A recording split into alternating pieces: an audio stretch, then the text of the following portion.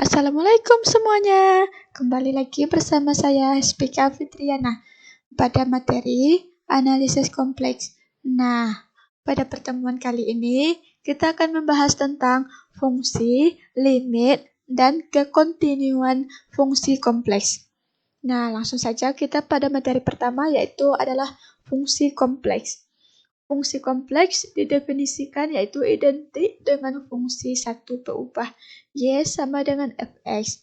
Namun, untuk pengganti berubah bebas X tersebut ada oleh Z dan berubah tak bebasnya Y dengan W. Dengan demikian, maka fungsi kompleks tersebut dapat kita tulis dengan W sama dengan Fz. Atau disebut dengan W sama dengan fungsi dari Z, di mana Z tersebut adalah himpunan di bidang kompleks. Nah, kita misalkan D itu adalah himpunan titik pada bidang Z. Fungsi kompleks atau F adalah suatu aturan yang memasangkan titik Z oleh anggota D dengan satu dan hanya satu titik W pada bidang W, yaitu Z, W itu disebut dengan fungsi yang dapat ditulis dengan W sama dengan fungsi dari Z. Himpunan D itu disebut dengan domain dari F dan dinyatakan oleh DF, dan FZ disebut rank dari F dinyatakan oleh RF, yaitu himpunan fungsi Z untuk setiap Z anggota D. Nah, di sini kita misalkan W sama dengan U dikali IV itu adalah nilai fungsi F. Di Z sama dengan X ditambah Y. Nah, sehingga dapat kita simpulkan menjadi W sama dengan fungsi Z sama dengan F kali X ditambah Y, sama dengan juga U ditambah I dikali V, sama dengan juga X dikoma Y ditambah IV dikali X, Y. Nah, untuk koordinat polarnya R dan theta pada X dan Y akan digunakan, yaitu U ditambah IV sama dengan F buka kurung RE pangkat I theta, di mana W sama dengan U ditambah IV dan Z sama dengan RE pangkat I theta itu, sehingga FZ-nya atau fungsi Z-nya bisa kita tulis dengan Fz atau fungsi Z sama dengan U dikali R, theta ditambah IV dikali R, theta. Nah, contoh-contoh fungsi kompleks itu yaitu yang pertama, W sama dengan Z kuadrat ditambah 10. Fungsi ini disebut dengan fungsi domain seluruhnya di bidang Z. Yang kedua, W sama dengan Z inverse. Disebut fungsi dengan semua titik pada bidang Z, kecuali di Z sama dengan 0. Yang ketiga, W sama dengan mutlak Z ditambah I Z konjugat dikurang Z pangkat min 2. Disebut fungsi dengan semua titik pada Z, kecuali pada Z sama dengan 0. Yang keempat contohnya yaitu W sama dengan 1 per X kuadrat ditambah 1. Nah, ini disebut semua titik pada bidang Z, kecuali di Z sama dengan plus minus I. Nah, jenis-jenis fungsi kompleks itu ada beberapa macam. Yang pertama, fungsi suku banyak. Bentuk umum dari fungsi suku banyak ini yaitu W sama dengan A0 dikali A pangkat N ditambah A1 dikali Z pangkat N dikurang 1 ditambah titik-titik sampai A N dikurang 1 dikali Z ditambah AN, maka akan menjadi hasilnya PZ. Di mana A0 tidak sama dengan 0, nah A1 sampai AN. Konstanta kompleks disebut dengan konstanta kompleks, dan N itu disebut bilangan bulat positif yang disebut derajat suku banyak atau PZ. Transformasi dari W sama dengan AZ dikurang B itu dinamakan transformasi linier. Contohnya yaitu W sama dengan 1 ditambah I dikali Z pangkat 3 dikurang 3I Z dikali Z kuadrat ditambah 2 dikurang 2I dikali Z ditambah 4 dikurang 2I. Nah, fungsi yang kedua yaitu fungsi pangkat eksponen. Yaitu bentuk umumnya W sama dengan E pangkat Z. Sama dengan juga E pangkat X ditambah Y sama dengan juga E pangkat X dikali cos Y ditambah I sin Y, di mana E itu sama dengan 2,71828 dan seterusnya adalah dasar logaritma natural atau asli. Jika bilangan real positif, maka dapat kita definisikan A kuadrat sama dengan E pangkat 2 ln A, di mana ln A itu adalah logaritma natural dari A.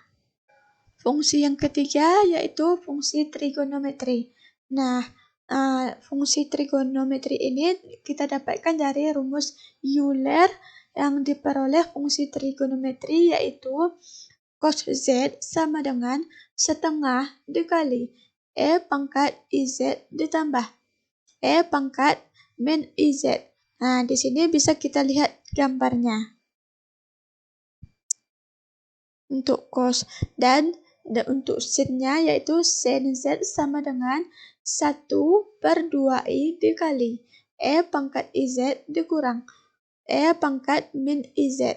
Nah, di sini juga kita bisa lihat gambar dari sin Z-nya. Grafik fungsi sin X dan cos X itu termasuk pada diagram Cartesius. Dengan mengubah fungsi trigonometri dalam bentuk seperti pada gambar tadi, dan bisa kita manfaatkan fungsi-fungsi eksponennya. Maka untuk penyederhanaan dalam bentuk standar bilangan kompleks bisa kita lakukan dengan yaitu sifat fungsi trigonometri real juga berlaku untuk fungsi trigonometri kompleks. Contohnya yaitu rumus identitas fungsi trigonometri yang pertama, sin kuadrat Z ditambah cos kuadrat Z sama dengan 1. Sudut negatifnya yaitu sin min Z sama dengan min sin Z. Rumus identitas fungsi trigonometri yang kedua yaitu 1 ditambah tan kuadrat Z sama dengan secant kuadrat Z.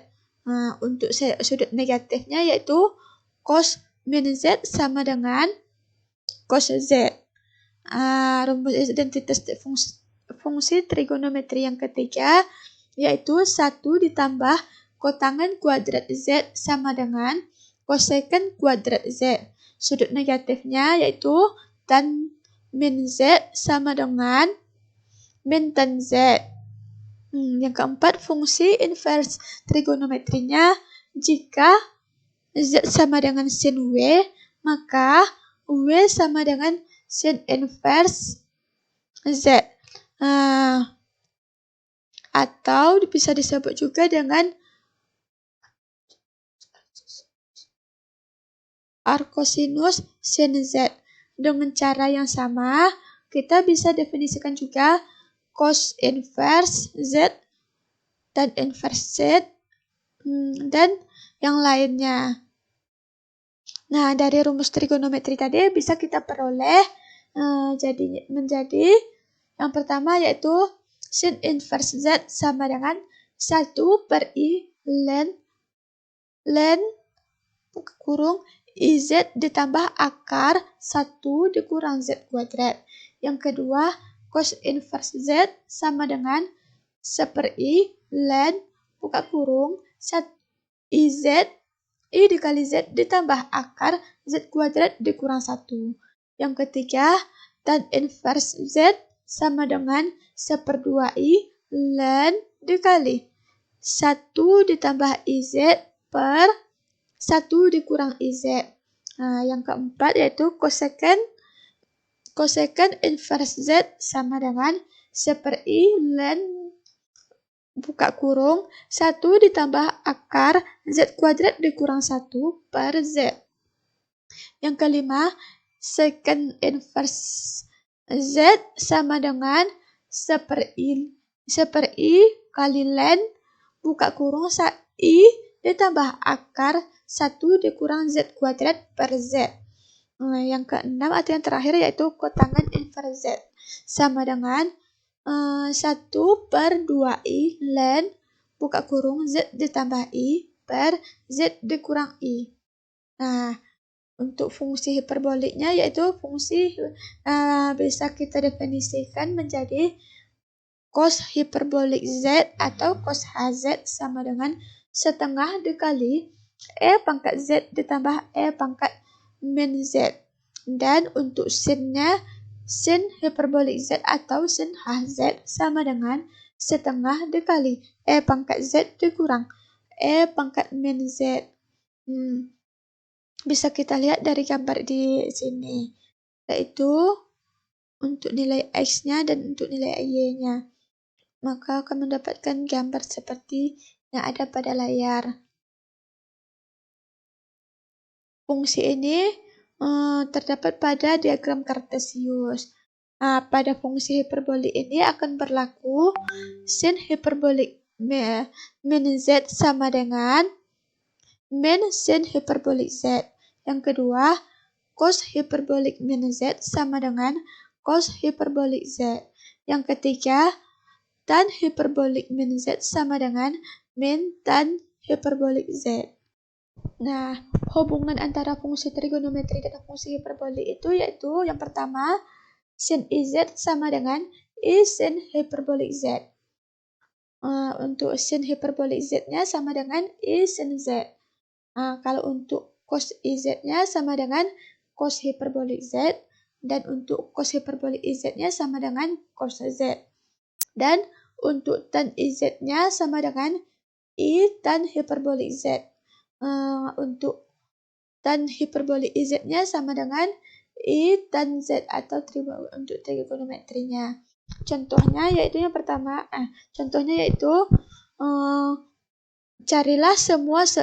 carikan semua solusi untuk persamaan sin hiperbolik Z sama dengan 0. Karena sin hiperbolik Z itu rumusnya tadi sama dengan setengah dikali E pangkat Z dikurang E pangkat min Z sama dengan 0, maka kita masukkan nilainya yaitu setengah E pangkat Z dikurang E pangkat min Z sama dengan 0.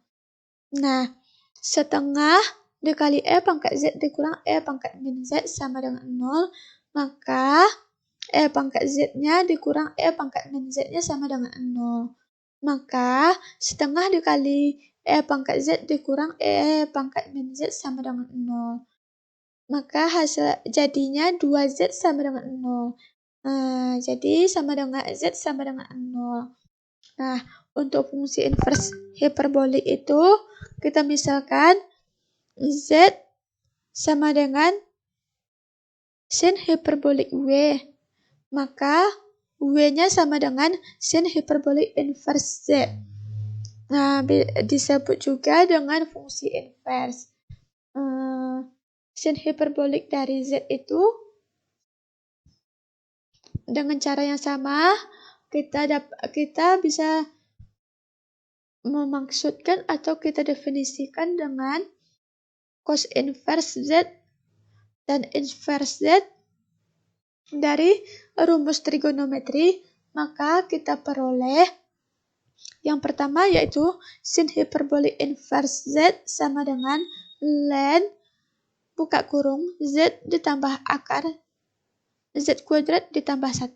Yang kedua, cos hiperbolik inverse Z sama dengan ln buka kurung Z ditambah akar Z kuadrat ditambah 1. Yang ketiga, tan hiperbolik inverse Z sama dengan 1 setengah ln buka kurung 1 ditambah Z per 1 dikurang Z. Untuk yang keempat, kosekant hiperbolik inverse Z sama dengan ln buka kurung 1 ditambah akar Z kuadrat dikurang 1 per Z. Untuk yang kelima yaitu secant hiperbolik inverse Z sama dengan ln buka kurung 1 ditambah akar 1 dikurang Z kuadrat per Z. Untuk yang keenam, kotangan hiperbolik inverse Z sama dengan setengah ln buka kurung Z ditambah 1 per Z dikurang 1. Nah, untuk yang selanjutnya, fungsi logaritma. Logaritma asli atau natural untuk Z sama dengan X ditambah Y sama dengan ln Z merupakan kebalikan dari fungsi eksponen tadi yang sudah saya jelaskan sebelumnya. Nah, jadinya W sama dengan ln Z jika dan hanya jika E pangkat W sama dengan Z. Nah, jika Z tidak sama dengan 0. Nah, kita misalkan Z sama dengan RE pangkat I theta. Itu kan masuk rumus polar kompleks tadi itu. Maka ln Z-nya sama dengan ln RE pangkat I theta sama dengan ln R ditambah I kali theta sama dengan ln mutlak Z ditambah I ARGZ. Nilai utama ln Z itu sama dengan ln mutlak Z ditambah I ARGZ sama dengan ln dikali akar X kuadrat tambah Y kuadrat ditambah I ARG kali X tambah Y. Jadi, apabila W sama dengan U ditambah IV dan Z-nya itu sama dengan RE pangkat I theta, maka E pangkat W-nya akan menjadi E pangkat W sama dengan E pangkat U ditambah IV. Sama dengan E pangkat U dikali E pangkat IV. Maka hasilnya sama dengan RE pangkat I theta. Sifat-sifat logaritmanya yaitu ln Z1, Z2 sama dengan ln Z1 ditambah ln Z2. Ln yang kedua, ln Z1 per Z2-nya sama dengan ln Z1 dikurang ln Z2. Contohnya yaitu tentukan penyelesaian dari ln Z sama dengan min PI per 2. Jadi penyelesaiannya yaitu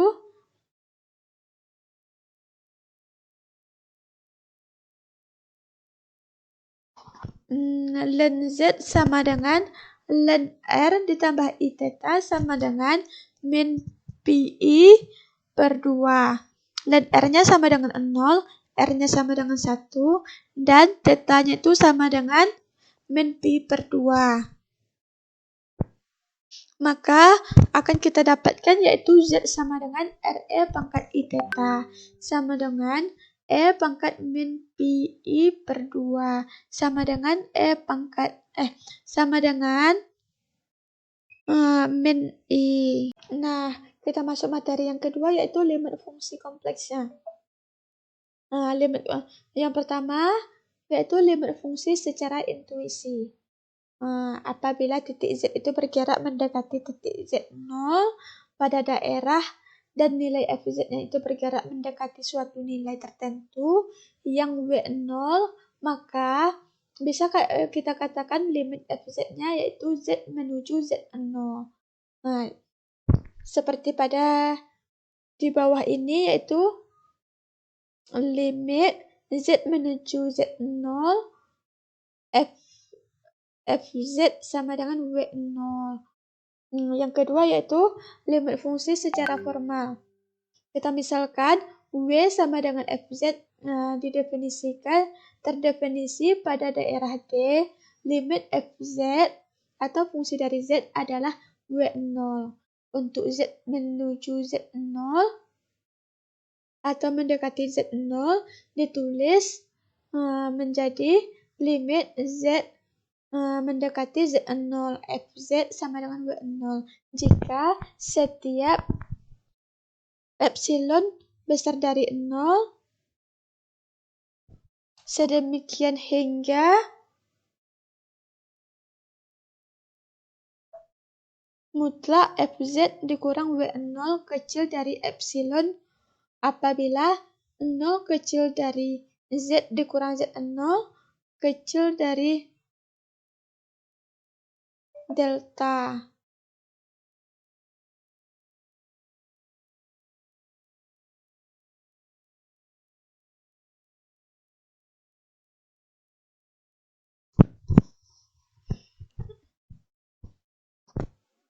Untuk diingatkan, titik Z0 yang pertama, titik Z0 itu tidak perlu termasuk domain fungsi f.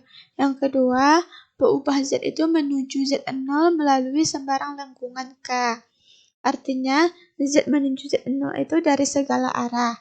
Apabila Z menuju Z0 itu melalui dua lengkungan yang berbeda akan mengakibatkan Fz menuju dua nilai yang berbeda. Maka, limit fungsi f tersebut tidak ada untuk Z menuju Z0. Contohnya, yaitu yang pertama, buktikan bahwa limit Z mendekati Z0, Fz sama dengan Z0 apabila Fz sama dengan Z.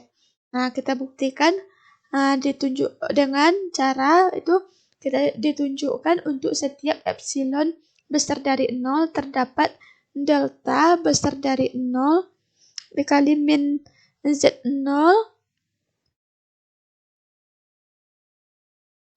kecil dari delta. Jelas ada delta sama dengan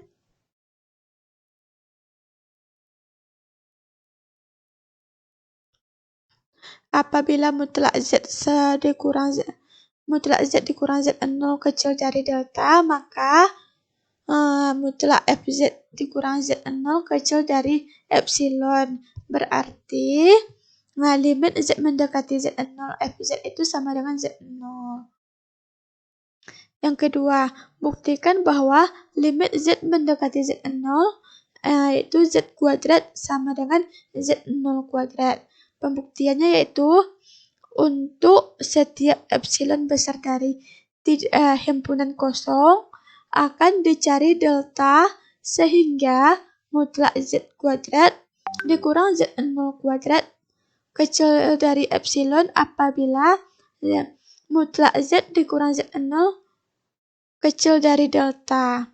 Jika delta kecil dari sama dengan 1, maka 0 kecil dari mutlak Z dikurang Z0 kecil dari delta mengakibatkan mutlak Z kuadrat dikurang Z0 kuadrat sama dengan mutlak Z dikurang Z0 dikali mutlak Z ditambah Z0 ditambah kecil dari delta mutlak Z ditambah Z0 sama dengan delta mutlak Z dikurang Z0 ditambah 2Z0 kecil dari delta dikali buka kurung mutlak Z kurang Z0 ditambah 2 mutlak Z0 kecil dari delta dikali mutlak 1 ditambah 2 dikali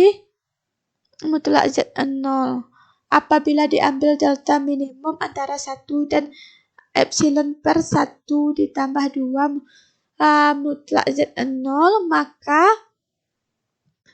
mutlak Z2 dikurang Z0 kuadrat kecil dari apabila mutlak Z dikurang Z0 kecil dari delta.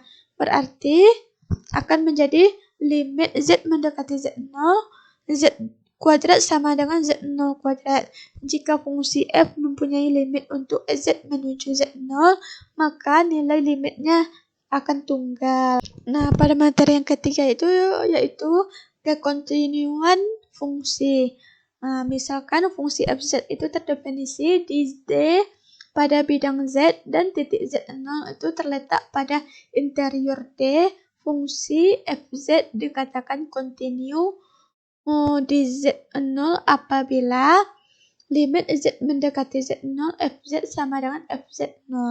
Secara terinci, syarat fungsi fz kontinu di Z0 adalah yang pertama yaitu F0 itu ada, yang kedua limit Z mendekati Z0 Fz itu ada, yang ketiga limit Z mendekati Z0 itu Fz sama dengan F0.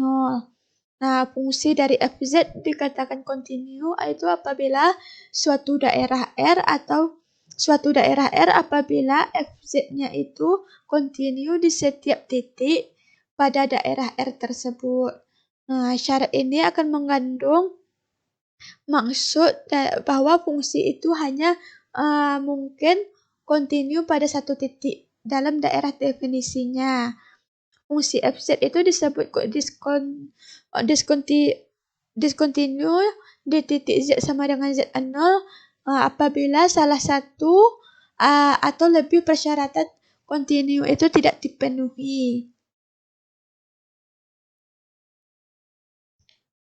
Contohnya yaitu fz sama dengan 1 per z dikurang 2 diskontinu di z sama dengan 2 karena limit z mendekati 2 fz sama dengan limit z mendekati 2 1 per z dikurang 2 sama dengan 1 dikurang, kita masukkan nilai z-nya tadi. Nilai z-nya kan tadi 2.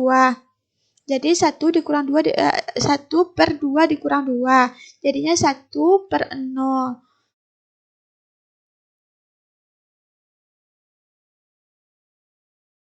Maka E2-nya tidak dapat didefinisikan karena penyebutnya adalah 0. Karena kan 1 per 0 itu tidak terdefinisi.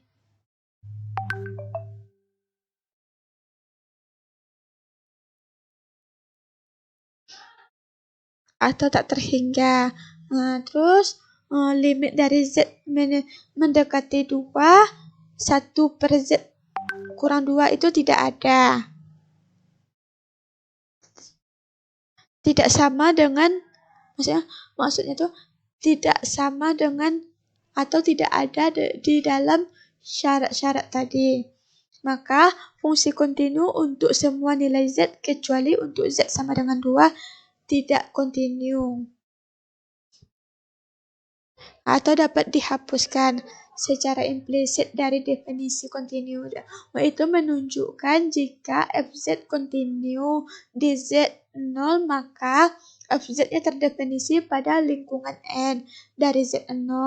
Kekontinuan fungsi fz di titik Z1 dalam hal Z1 tidak terbatas D dapat didefinisikan asalkan lingkungan yang dijalani olehnya menuju Z1 masih di dalam D. Nah, dalam hal ini fz itu harus terdefinisi pada lingkungan M dari Z1 yang berada di dalam D-nya. Sebuah fungsi yang kontinu di setiap titik dalam satu interval itu dikatakan kontinu, yaitu apabila satu interval tersebut. Suatu fungsi fx dikatakan kontinu jika fungsi kontinu itu di setiap titik daerah terdefinisinya. Di sini ada beberapa teorema. Teorem akan kita bahas. Teorema yang pertama yaitu jika 1 fz sama dengan u dikali x, y ditambah iv kurung x, y. Yang kedua fz sama dengan terdefinisi di setiap titik pada daerah R. Yang ketiga, Z0 sama dengan X0 ditambah Y0 continue di 0. Jika dan hanya jika U itu X, Y dan V itu X, Y masing-masing continue di X0, Y0. Nah, pembuktiannya yaitu yang harus dibuktikan adalah limit X, Y mendekati X0, Y0. Untuk U buka kurung X, Y sama dengan U buka kurung X0, Y0. Dan limit X, Y mendekati X0, Y0 untuk V-nya, V buka kurung X, Y sama dengan FV buka kurung X0, Y0. Nah, untuk yang teorema kedua yaitu misalkan FZ-nya itu FZ dan GZ itu continue di Z0, maka masing-masing fungsinya yang pertama FZ ditambah GZ, yang kedua FZ dikali GZ, yang ketiga FZ per GZ di mana GZ0 tidak sama dengan 0. Yang keempat F GZ di mana F continue di G, Z0 continue di Z0. Teorema yang ketiga yaitu jika FZ dan GZ itu continue di Z sama dengan Z0, maka fungsi FZ dan GZ, FZ dikurang GZ dikali FZ GZ dan FZ per GZ sesuai sama teorema 2 tadi. Dan juga continue di Z0, tetapi yang terakhir ditambah syarat hanya jika GZ0 tidak sama dengan 0. Hasil kali yang sama berlaku untuk kekontinuan pada suatu daerah. Yang teorema yang keempat yaitu fungsi yang kontinu pada setiap daerah berhingga di antaranya, yaitu yang pertama semua suku banyak, yang kedua pangkat Z, yang ketiga sin Z dan cos Z. Teorema yang kelima yaitu jika FZ kontinu dalam suatu daerah tertutup, maka ia akan terbatas pada daerah tersebut. Jika terdapat konstanta M, sehingga FZ kecil dari M untuk semua titik Z pada daerah tersebut.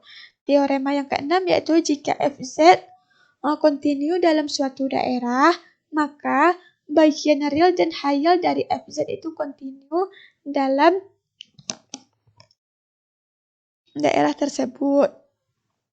Kita misalkan, FZ itu kontinu dalam suatu daerah, maka sesuai dengan definisi tadi, di setiap titik Z0 itu dari daerah tersebut, dan untuk setiap epsilon besar dari 0, kita dapat menentukan delta besar dari 0, yang secara umum akan bergantung pada E dan titik khusus Z0. Nah, sehingga mutlak FZ dikurang FZ0 itu kecil dari epsilon. Bila mana mutlak Z dikurang Z0 itu kecil dari delta. Jika kita tentukan deltanya hanya bergantung dari epsilon, tetapi titik khususnya Z0, maka dapat kita katakan bahwa FZ itu kontinu seragam dalam daerah tersebut. Nah, pilihan lain untuk definisi ini yaitu apabila FZ dikatakan kontinu seragam dalam suatu daerah jika untuk setiap E besar dari 0 kita tentukan delta besar dari 0, sehingga mutlak FZ1 dikurang FZ2 kecil dari epsilon bila mutlak Z1 dikurang Z2 kecil dari delta, di mana Z1 dan Z2 itu dua titik sembarang pada satu daerah atau pada daerah tersebut. Contohnya, misalkan FZ itu sama dengan fungsi yang pertama yaitu Z kuadrat, yang kedua yang pertama itu Z kuadrat jika Z tidak sama dengan 0, yang kedua 0 jika Z sama dengan Z0.